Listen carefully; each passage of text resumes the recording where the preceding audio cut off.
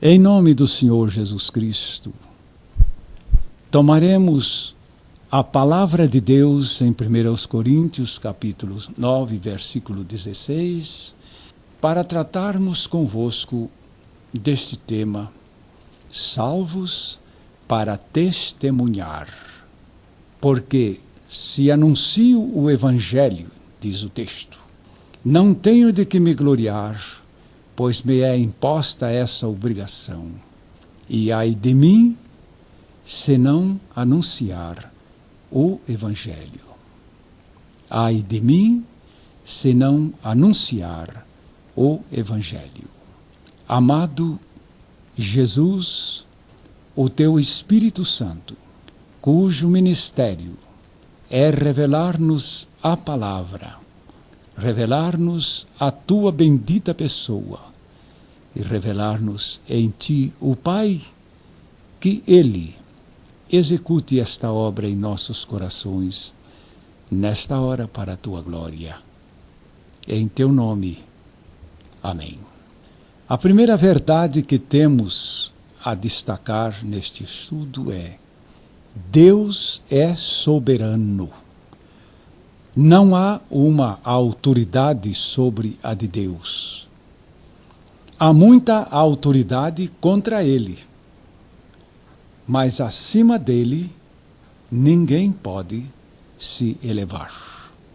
Desta soberania de Deus é que muita gente se desvia, afirmando que, como Deus está acima de tudo, é o autor de toda a prática cristã, Ele mesmo se encarregue de evangelizar o mundo. Mas Deus propôs usar-nos para a execução dos seus planos na terra, especialmente o plano da pregação da mensagem salvadora. 1 Coríntios 1, 21. Visto como na sabedoria de Deus o mundo não conheceu a Deus pela sua sabedoria, aprove a Deus salvar os que creem pela loucura da pregação. O método da salvação de pecadores é o da pregação. Esta pregação racionalmente pensada parece loucura, mas aprove a Deus, em sua soberania, fazer assim.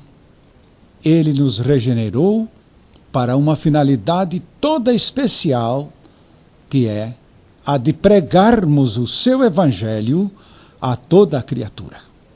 Portanto, não se admite um regenerado que não tenha paixão pela mensagem salvadora para os pecadores.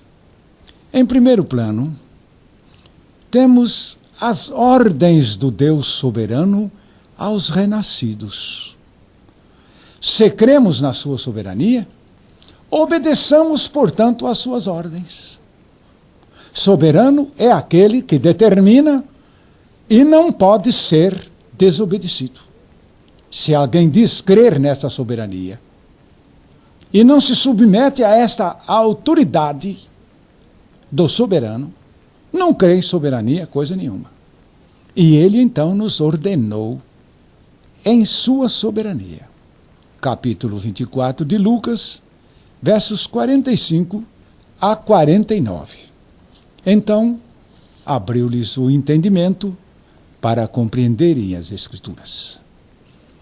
E disse-lhes: assim está escrito, e assim convinha que o Cristo padecesse e ao terceiro dia ressuscitasse dos mortos, e em seu nome se pregasse o arrependimento e o perdão dos pecados em todas as nações, começando por Jerusalém. E destas coisas sois vós testemunhas, e eis que sobre vós envio a promessa de meu Pai. Ficai, porém, na cidade de Jerusalém, até que do alto sejais revestidos de poder. Após a iluminação do nosso entendimento, para compreendermos as Escrituras, a palavra do Senhor descreve a mensagem que deve ser pregada, especialmente nos versos 46 e 47, que foram lidos. A mensagem é a sua morte e a ressurreição, e a proclamação do arrependimento para perdão de pecados a todas as nações. E nos indica, portanto, aqui o campo. Qual é o campo, meus amados irmãos?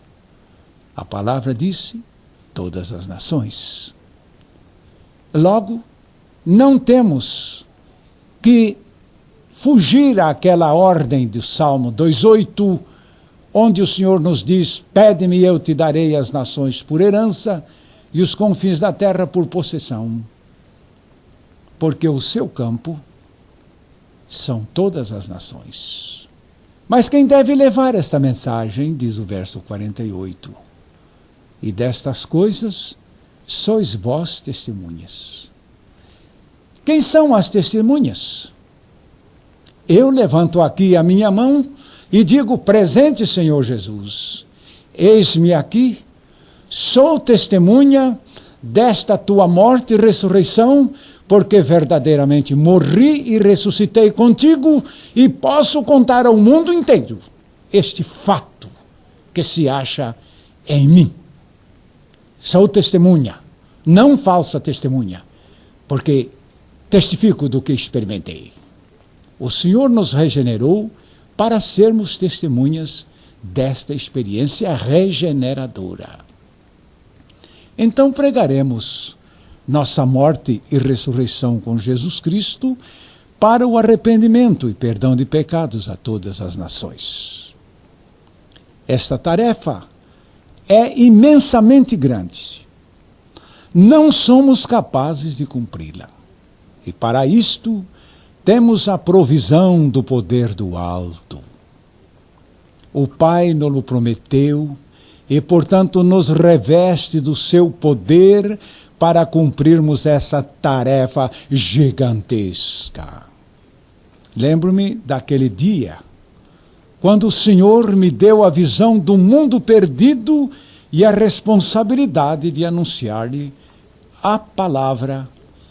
Oh, nesta hora, eu caí de joelhos, em pranto, e clamando ao Senhor: Deus, isto é obra espantosa, isto é obra imensa, isto é obra infinita. E quem sou eu, Senhor? Eu não tenho nada, eu não sou nada, eu não sei nada, eu não posso nada, Senhor, tem misericórdia de mim.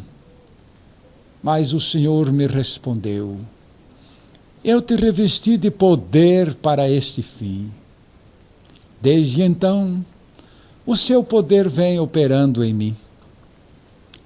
E eu tenho visto operar em muitas testemunhas do Evangelho. A promessa do Pai é o poder do Espírito Santo.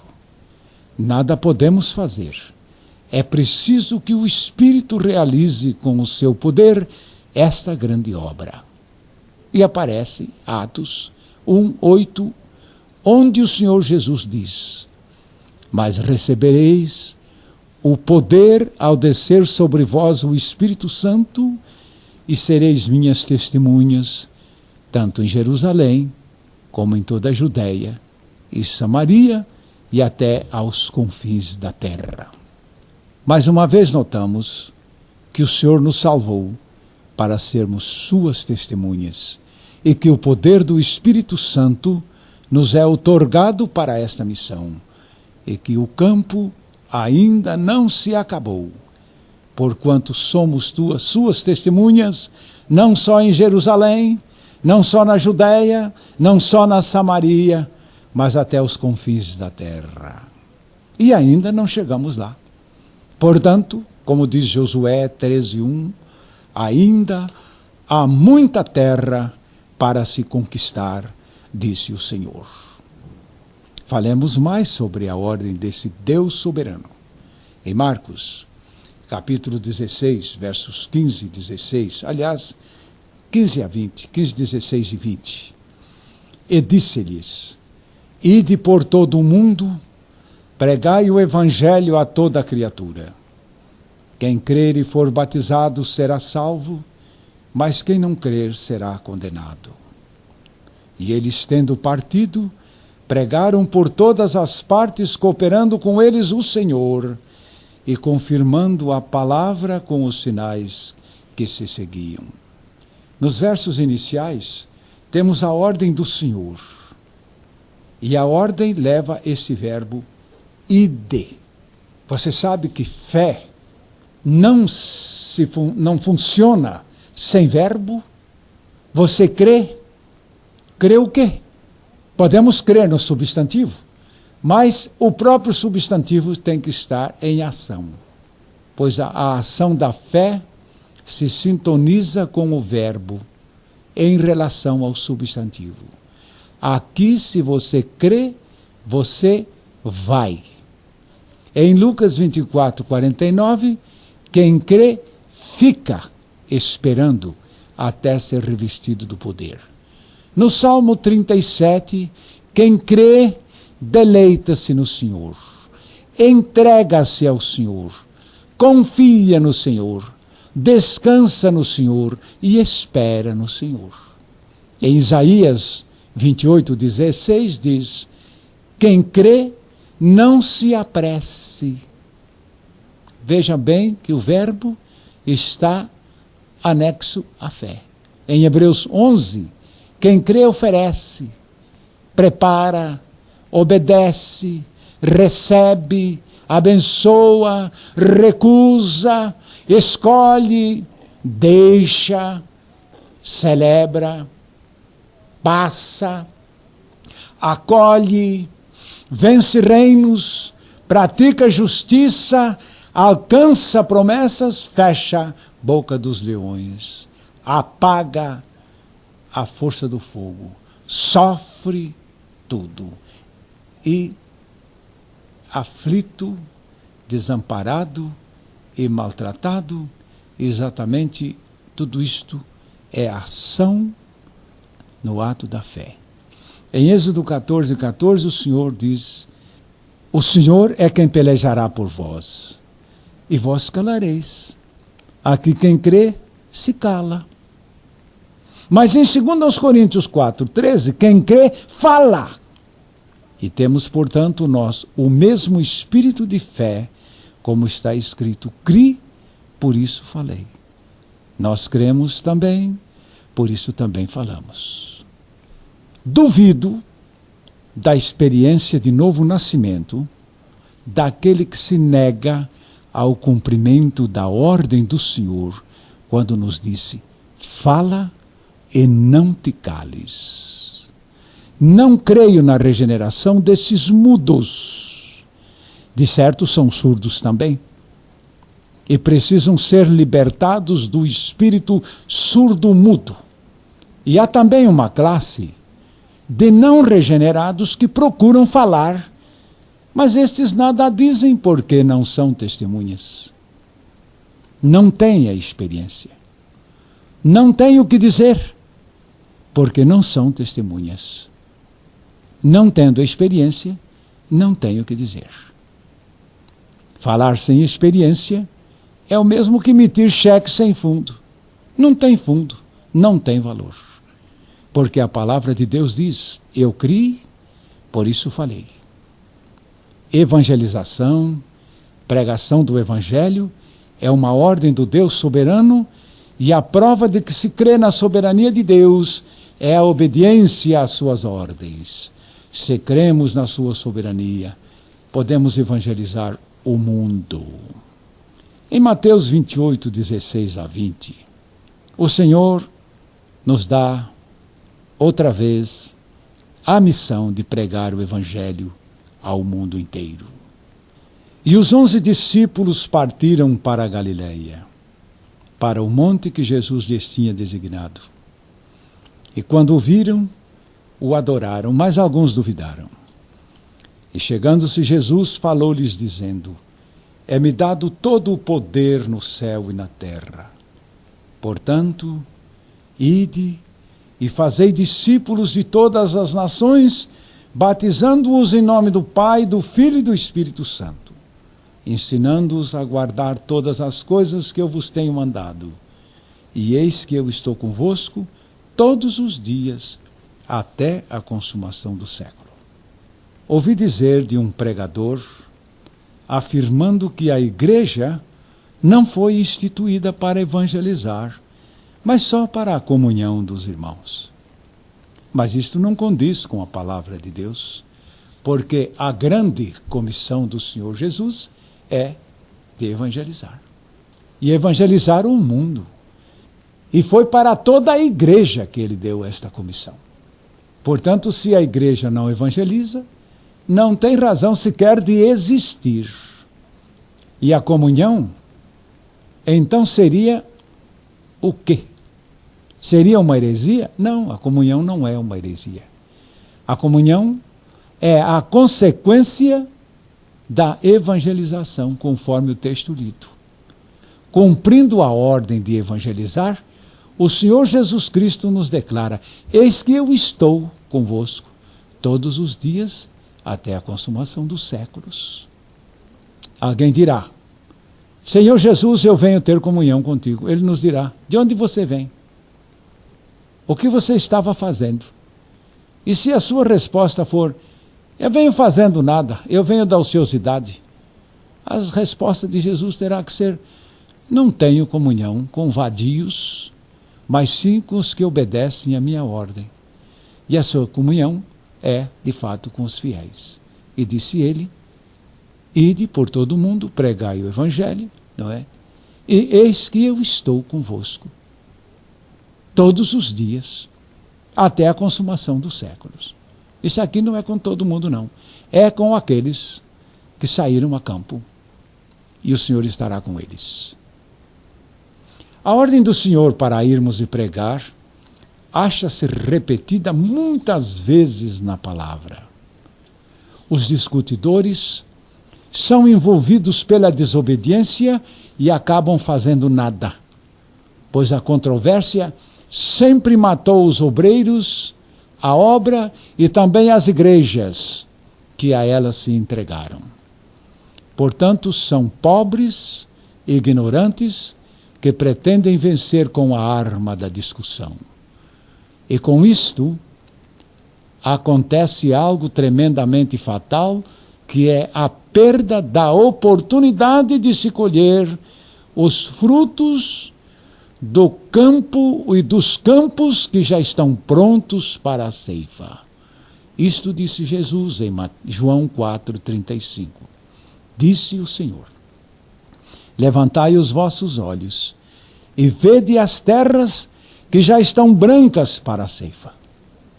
Conta-se que numa região de citricultura, os laranjais se apresentaram com uma produção imensa. Os citricultores de toda a região resolveram discutir o tema como colher laranjas. Na primeira assembleia, foi instituído um grupo de trabalho para estudar o projeto sobre o assunto. Nesta oportunidade, surgiram vários pontos de vista revolucionários, o que custou muito tempo para o grupo preparar o seu relatório. Apresentado o relatório, a Assembleia não se deu por satisfeita. Então foram nomeadas comissões específicas para tratarem dos itens divergentes. Vejam como o diabo fornece tanto pano para a manga da discussão. Enquanto as discussões doutrinárias prosseguiam, chegou alguém dos campos dos laranjais, comunicando à Assembleia com a seguinte informação: toda a produção dos laranjais amadureceu, apodreceu e caiu sem que fosse colhida a mínima quantidade. É isto que Satanás quer, que sempre nos envolvamos, arranjando meios para desobedecer.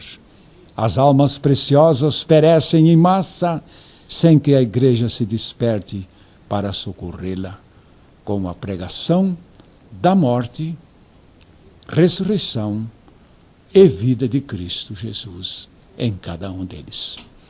Quero dizer agora que é melhor ser vencido pela verdade do que vencermos pela ignorância. Quando a verdade nos vence, então é que temos vitória. Quando a verdade tem nos colocado na mais profunda humilhação, isto é vitória. Em 2 Coríntios 13:8 lemos: porque nada podemos contra a verdade, senão pela verdade. E não vamos desvirtuar a graça, negando terminantemente as obras, porque encontramos na palavra de Deus 3 tipos de obras. 2 devem ser destruídos e 1 deve ser preservado.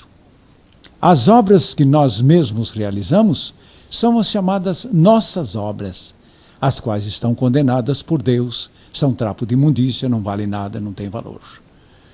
E então diz, nem por obras de justiça que houvéssemos feito, nem por obras para que ninguém se glorie. Então estas nossas obras estão, de fato, destruídas, fora de cogitação, no ato da regeneração. E as outras obras são as que Deus preparou para que andássemos nelas. Diz o texto de Tito 2,14, o qual se deu a si mesmo por nós, para nos remir de toda a iniquidade e purificar para si um povo seu especial, zeloso de boas obras. Estas obras de Deus em nós não devem ser destruídas nem combatidas, mas devem ser zeladas, porque Ele nos fez um povo seu especial, zeloso de boas obras. Em Efésios 2:10 lemos: porque somos feitura sua, criados em Cristo Jesus para as boas obras, as quais Deus preparou para que andássemos nelas. Não podemos nos negar às obras que Deus preparou para que andássemos nelas. E a terceira espécie de obras é a chamada obras mortas, obras infrutíferas. Estas não são pecaminosas, não há pecado nessas obras, mas também não têm proveito algum. Estas obras têm que ser alijadas de nossa vida. Elas são esforços, tempo perdido, mas que não são de proveito algum. Elas não são malignas, mas não são proveitosas. Em Hebreus 9:14, lemos isto: quanto mais o sangue de Cristo, que pelo Espírito Eterno se ofereceu a si mesmo imaculado a Deus, purificará as vossas consciências das obras mortas, para servirdes ao Deus vivo.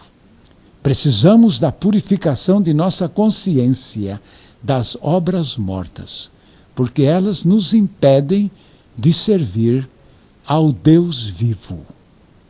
Elas não são malignas, e por serem benignas é que são perigosas, porque elas não nos permitem servir ao Deus vivo. Colossenses 1:10 declara: para que possais andar dignamente diante do Senhor, agradando-lhe em tudo, frutificando em toda a boa obra e crescendo no conhecimento de Deus. Frutificando em toda a boa obra. É o que nós temos agora que considerar obras frutíferas. Temos aqui que elas são chamadas boas obras, portanto não são más, porém não dão fruto. E o Senhor então diz que Ele nos escolheu para dar frutos. Não me escolhestes vós a mim, mas eu vos escolhi a vós e vos nomeei para que vades e deis fruto e o vosso fruto permaneça. E diz aqui a palavra: mas prove cada um a sua obra e terá glória em si mesmo e não noutro. Recebi recentemente um telefonema de um amado irmão de muito distante daqui, dizendo: pastor, que é este prove cada um a sua própria obra? E a palavra de Deus nos mostra que estas nossas obras precisam ser verificadas. Portanto, meus amados irmãos, sede firmes e constantes, sempre abundantes na obra do Senhor, sabendo que o vosso trabalho não é vão no Senhor. Portanto, devemos provar as nossas próprias obras, verificando se o Senhor está nos usando, porque isto é para nós muito glorioso, e não precisaremos nos gloriar em obras alheias. Se você foi regenerado, certamente o foi para as boas obras. Não anulemos o sacrifício de Cristo, negando as boas obras, porque Ele se deu a si mesmo, para nos constituir um povo seu zeloso de boas obras. O valor destas obras consiste no seu fruto, portanto, fomos regenerados para dar frutos. É a obra que produz fruto, é a da evangelização de almas perdidas. Esta é a obra que o Senhor determinou. Provérbios 11:30. O fruto do justo é árvore de vida, e quem ganha almas, sábio é. Mas nós não somos capazes de ganhar almas. Mas Ele não nos incumbiu de ganhar almas, Ele nos incumbiu de evangelizar. Quem salva é Deus. Nós temos a tarefa de evangelizar. Há muita gente que não evangeliza por entender que evangelizar é salvar almas. Mas evangelizar é levar uma pessoa a Jesus. Em João 1, 41 e 42 diz: este achou primeiro a seu irmão Simão, é André, e disse-lhe: achamos o Messias, que traduzido é o Cristo, e levou-o a Jesus. E olhando para ele disse: tu és Simão, filho de Jonas, tu serás chamado Cefas. André levou Simão a Jesus. A nossa tarefa é levarmos as criaturas a Jesus.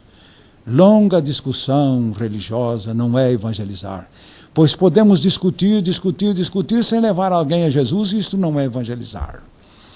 Porque uma alma somente se salvará quando tiver o seu encontro com Jesus.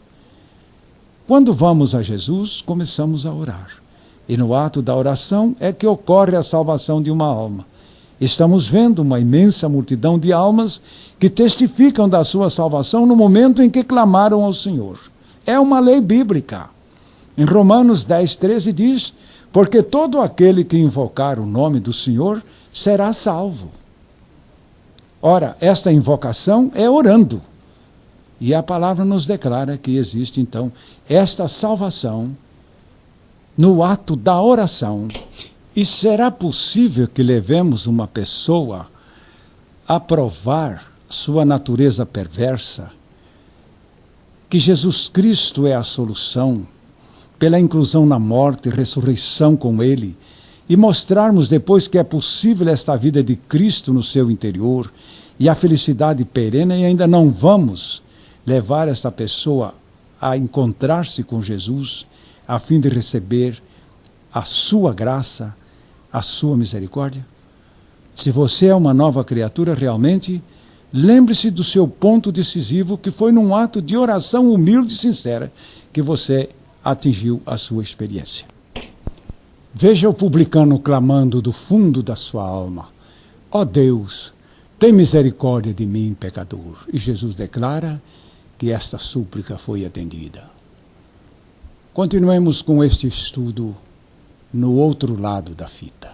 E agora você pense nesta declaração: levar uma pessoa a Cristo é o maior empreendimento do mundo e da eternidade.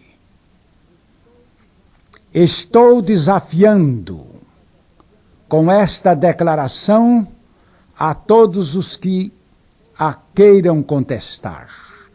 Levar uma pessoa a Jesus é o maior empreendimento do mundo e da eternidade.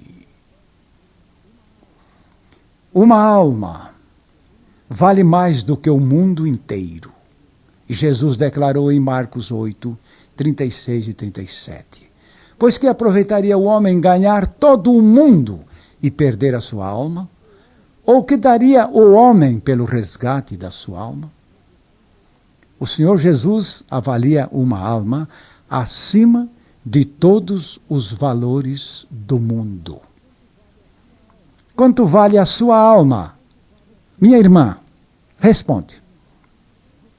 Ah, vale mais do que tudo. Pois bem, vale mais do que o mundo, disse Jesus. E onde poderemos encontrar um valor acima do valor de uma alma? Não existe? Mas existe sim. Você sabe qual é o valor acima do valor de uma alma? É o valor de 2 almas. E mais do que isto, de 3 almas.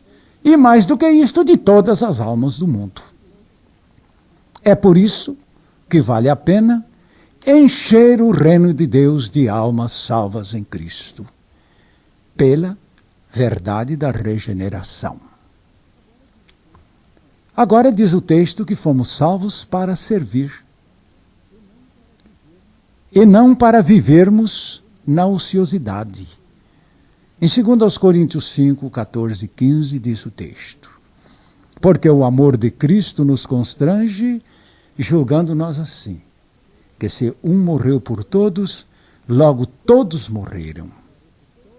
E ele morreu por todos, para que os que vivem não vivam mais para si, mas para aqueles que por eles morreu e ressuscitou. Fomos regenerados a fim de vivermos não para nós mesmos, mas para o Senhor Jesus Cristo. E o modo certo de vivermos para Ele é cumprindo o que Ele nos tem mandado. E jamais nos esqueceremos de que Ele nos mandou pregar o reino de Deus ao mundo inteiro. O seu amor nos constrange, e nos constrange à nossa morte, à nossa ressurreição nele, e também nos constrange a vivermos para Ele e nos constrange a cumprirmos a sua ordem, que é de evangelizar o mundo. Este ponto tem me chamado a atenção.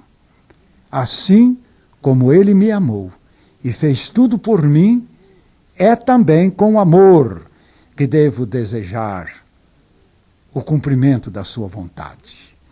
Viver para Ele é serviço e não ociosidade. Desde o dia em que Ele me levantou dos mortos, eu não sei mais o que é parar, pois a sua graça tem sido dinâmica em mim e estou certo de que não será diferente em todos. Portanto, a sua graça que nos alcançou, tornou-nos seus instrumentos para alcançar a outros. Um regenerado tem a vida de Cristo no seu interior. E, portanto, é Cristo vivendo no seu ser. E o que é que Cristo faz? Em João 5,17, Jesus disse: meu Pai trabalha até agora e eu trabalho também. Senhor Jesus, o que é que o Senhor faz? Ele diz aqui: eu trabalho como o meu Pai trabalha. Então não tem um jeito do Senhor ficar em mim sem trabalhar? Ele está dizendo: eu trabalho. Não temos conciliação se não aceitarmos também o seu trabalho em nós e através de nós. Se ele dissesse que não trabalha, então nós teríamos razão de fazermos o mesmo que o nosso mestre. Mas ele trabalha e é preciso que o discípulo seja como o seu mestre. Se o mestre trabalha, trabalhemos também. Mas a sua vida em nós é uma vida superativa. Portanto, não se crê no renascimento daqueles que nada têm a fazer pelo reino de Deus. Se você tem a vida de Jesus, há de estar, portanto, muito empenhado no trabalho. Em Romanos 7,4 diz isto: assim, meus irmãos, também vós estáis mortos para a lei pelo corpo de Cristo, para que sejais doutro, daquele que ressuscitou dentre os mortos, a fim de que demos fruto para Deus. Para que foi mesmo que morremos no seu corpo? O texto diz: para darmos fruto. fomos regenerados para dar fruto para Deus. O Senhor Jesus nos contou a parábola da figueira estéril, de Lucas 13, 6 a 9. E dizia esta parábola: um certo homem tinha uma figueira plantada em sua vinha, e foi procurar nela fruto, não o achando. Disse ao vinhateiro: eis que há 3 anos venho procurar fruto nesta figueira, e não o acho. Corta-a, porque ocupa ela ainda a terra inutilmente? E respondeu-lhe o vinhateiro: Senhor, deixa mais este ano, até que eu a escave e a esterque. E se der fruto, ficará. E se não, depois a mandarás cortar. Realçamos a declaração do Senhor: porque ocupa a terra inutilmente? Não dar fruto é inutilidade. Ocupamos a terra inutilmente quando não produzimos fruto. Recordo ter pregado em minha igreja sobre esse assunto, certa ocasião. E ali primeiro apontei que o fruto de uma alma regenerada é outra alma regenerada. E levantei essa pergunta: você já levou alguém a Jesus? Já levou uma alma ao novo nascimento? Já conduziu alguém para dentro do reino de Deus com a pregação do Evangelho? Responda esta pergunta. Senão, você não tem fruto algum. E você não tem razão de ocupar a terra inutilmente. Mas um certo membro da minha igreja, regente do coro, ficou irritado contra esta mensagem e pediu-me uma audiência. E na audiência perguntou-me: por que você pregou esse assunto? E eu estou muito perturbado. Estou na igreja há muitos anos, mas nunca levei alguém a Cristo. Respondi-lhe que esta mensagem é a palavra de Deus e, portanto, não há razão para evitá-la. O fruto é a conquista de almas para o reino de Deus. E quem não dá esse fruto está ocupando a terra inutilmente e daí tem razão de se perturbar. Mas os perturbados que se mudem, pois a palavra de Deus continua afirmando que o fruto é a alma ganha para o reino de Deus, mediante a doutrina simples do Evangelho, na morte e ressurreição em Cristo, para a regeneração do pecador. Mas isto é evidência de falta de regeneração, quando alguém não dá fruto. Porque Deus jamais plantou uma árvore para ser estéril.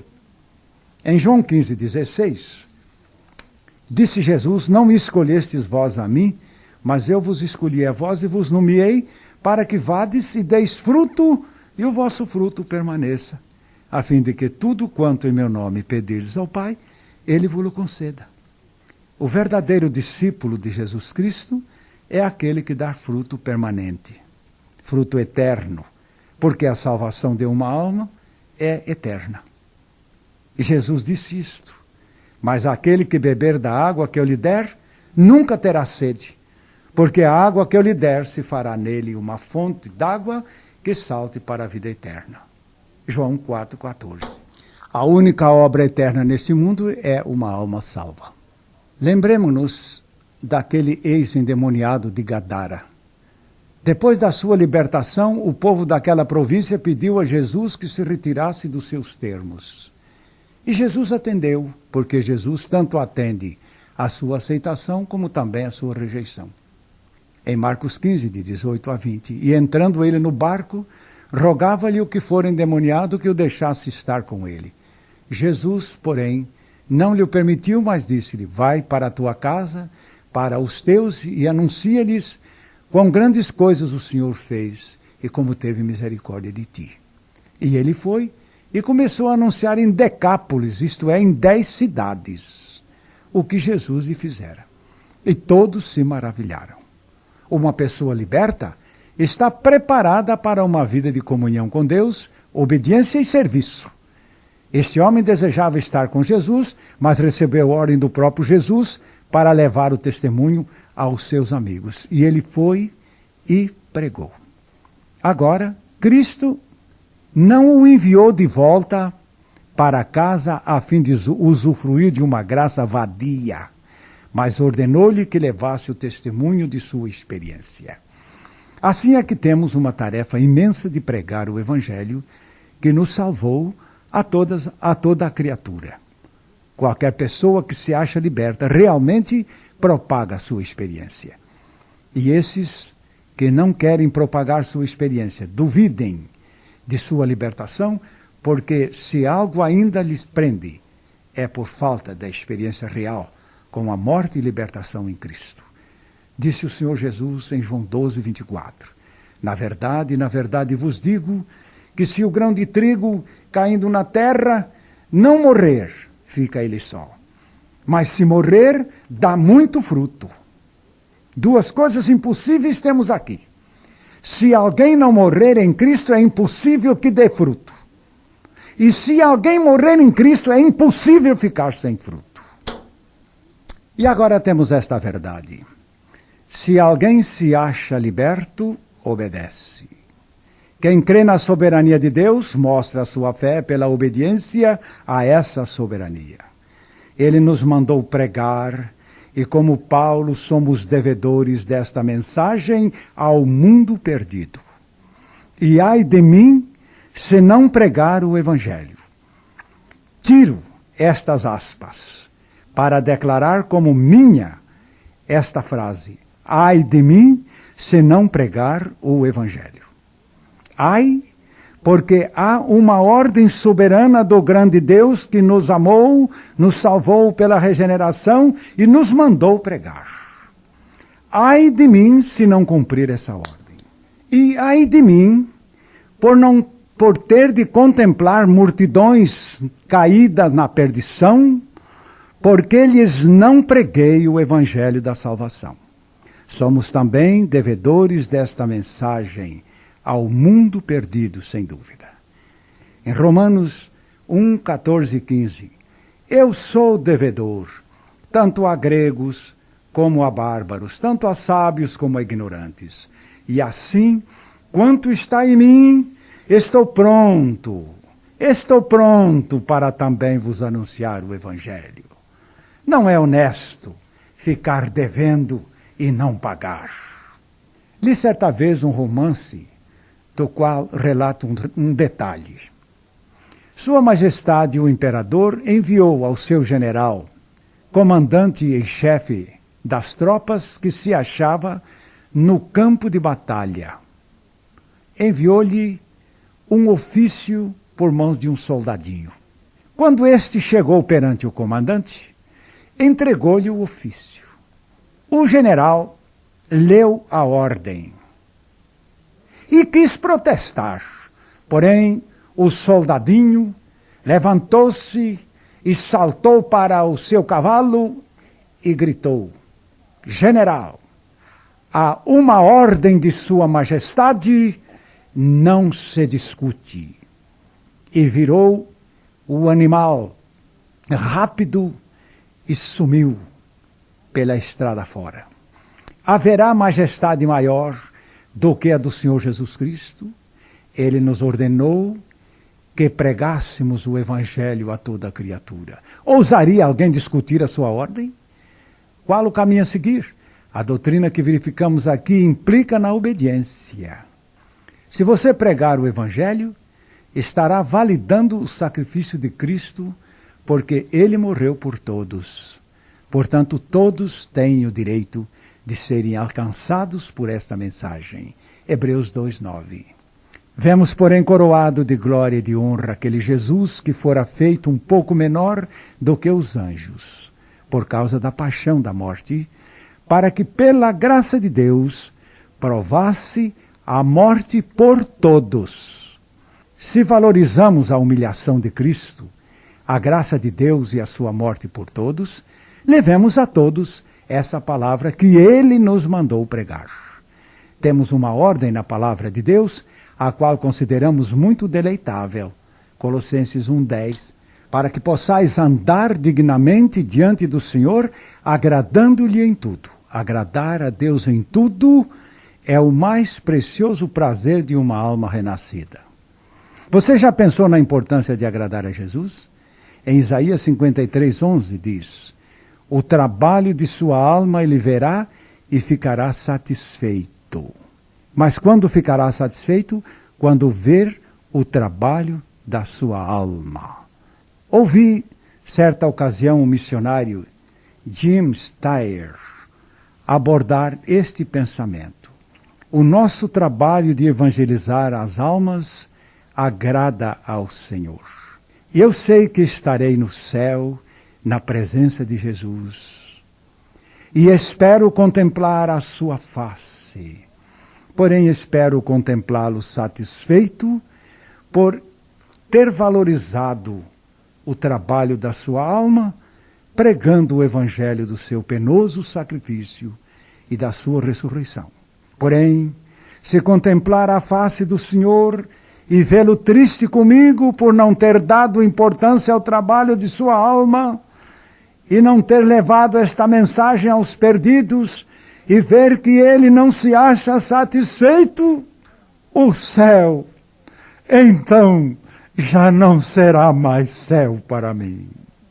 Como vale a pena sermos consumidos totalmente naquilo que agrada àquele que fez tudo por nós. Isto significa também que o amamos, porque a obediência com amor é a mais perfeita expressão da sinceridade. Imagine você estando no céu a olhar para o rosto de Jesus e ele te olhar com tristeza, porque você não correspondeu ao trabalho da sua alma. O trabalho penoso da alma de Jesus, quando se deu na cruz do Calvário, é todo aquele valor que ali está e que precisa ser por nós sobreestimado. Aquele que pensa assim, correrá pressuroso a evangelizar, sabendo que isto agrada inteiramente ao Senhor. Diz o texto que ele verá o fruto penoso do seu trabalho.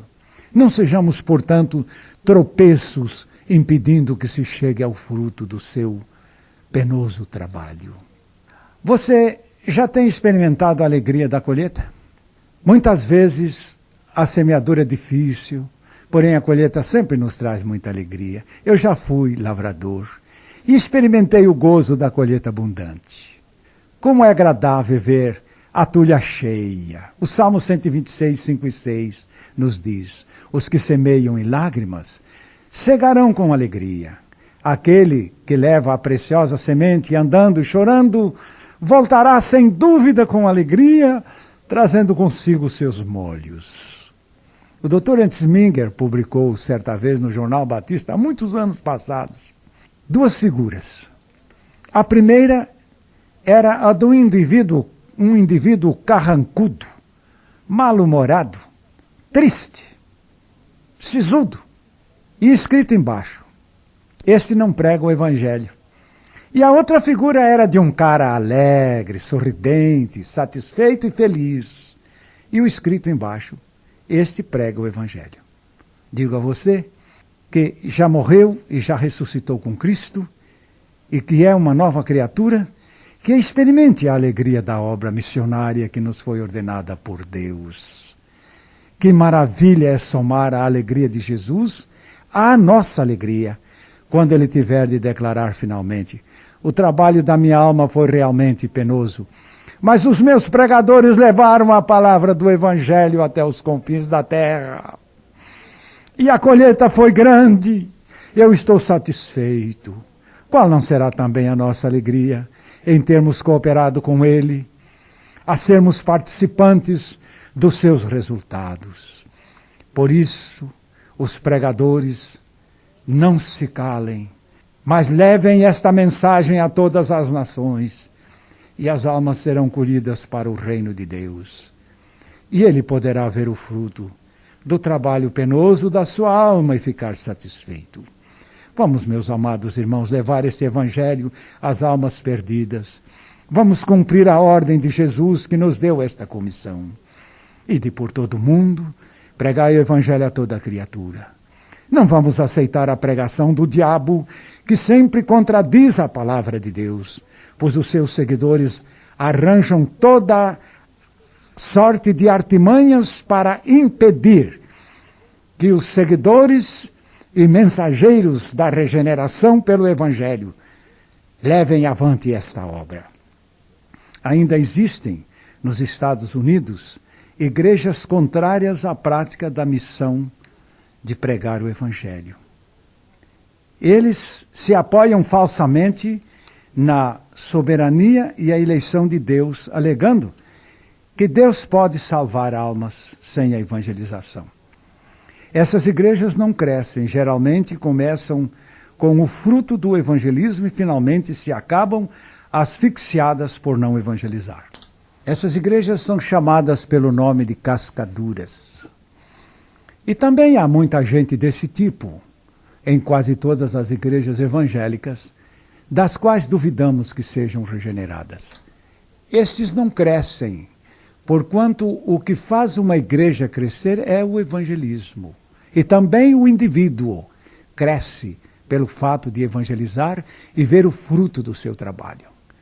Nós também crescemos assim. Um anti-evangelizador não cresce. Ele está fadado a apodrecer sozinho. Vamos deixar de lado esses cascaduras e vamos crescer com o fermento do reino de Deus. Vamos ficar com aqueles que creem que a obediência ao Senhor é o caminho de um regenerado. Vamos crer que Jesus trabalha e veio trabalhar através de nós. Vamos ser gratos àqueles que fizeram tudo para nos alcançar com a palavra deste evangelho. Os que nos pregaram a palavra achar-se-ão felizes por nos verem empenhados na mesma tarefa que eles cumpriram para nos levar esta graça que nos transformou. Quando encontro um cascadura destes, faz-me lembrar logo aquele que o evangelizou. Pois aquele que o evangelizou não pensava assim. E penso na sua ingratidão, pois depois de ter comido do pão do céu, saciada a sua alma, nega este mesmo pão aos famintos ao seu redor. Não dá para pensar que esses cascaduras não sejam regenerados? Portanto, porque somos regenerados, vamos levar a outros esta mesma bênção. Digo mais a estes antimissionários: se aqueles que vos evangelizaram pensassem como vocês estariam no inferno neste momento, porque eles não iriam pregar também para que vocês fossem salvos. E vocês já estariam no inferno. Não sei se vou conseguir demover estes adversários do evangelismo, mas o meu propósito, e com toda a ousadia, é que os regenerados não se deixem contaminar por essas heresias gélidas, inertes, estagnadas, mas antes cresçam na conquista de almas e tenham o vosso depósito no céu cheio de remidos para a glória de Deus. E também sabemos que o nosso fruto é designado para a glória do Pai, João 15:8. Porque alguém dirá que vive para a glória de Deus uma vida sem fruto. Vejamos se pode ser para a glória de Deus uma vida sem fruto. Nisto é glorificado meu Pai, disse Jesus, que deis fruto, que deis muito fruto, e assim sereis meus discípulos. O que glorifica o Pai é que demos muito fruto. Em 1 Coríntios 10:31.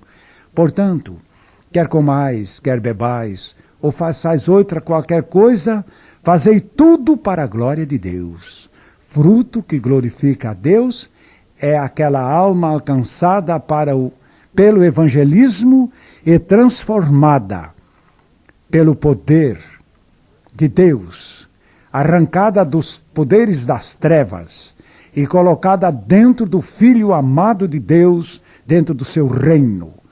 E, portanto, aí está o fruto que glorifica a Deus. não podemos deixar de falar do que temos experimentado, como declararam os apóstolos em Atos 4:20. Porque não podemos deixar de falar do que temos visto e ouvido. Muitos se levantarão contra esta obra, mas o poder do Espírito Santo está conosco. Recebereis o poder ao descer sobre vós o Espírito Santo, disse Jesus, e ser-me-eis testemunhas, tanto em Jerusalém como na Judeia, Samaria e até os confins da terra. E levaremos esta mensagem, porque é a ordem do Senhor. Levaremos esta mensagem, porque nela somos poderosamente edificados. Levaremos esta mensagem, porque nisto o reino de Deus se encherá de frutos sazonados para a glória eterna do Pai. Levaremos esta mensagem de mãos dadas com aqueles que realmente estão regenerados, não com aquela turba mista de religião e mais nada, mas levaremos com aqueles que estão em Cristo, novas criaturas renascidas, com a vida de Cristo trabalhando no seu interior, com a graça plena fazendo esta obra em seus corações. É com estes que nós iremos. E vamos, meus amados, porque eu irei, ainda que ninguém fosse, porque é a ordem do Senhor, porque glorifica o Senhor, porque isto me faz feliz. Isto também engrandece o reino de Deus na terra e na eternidade.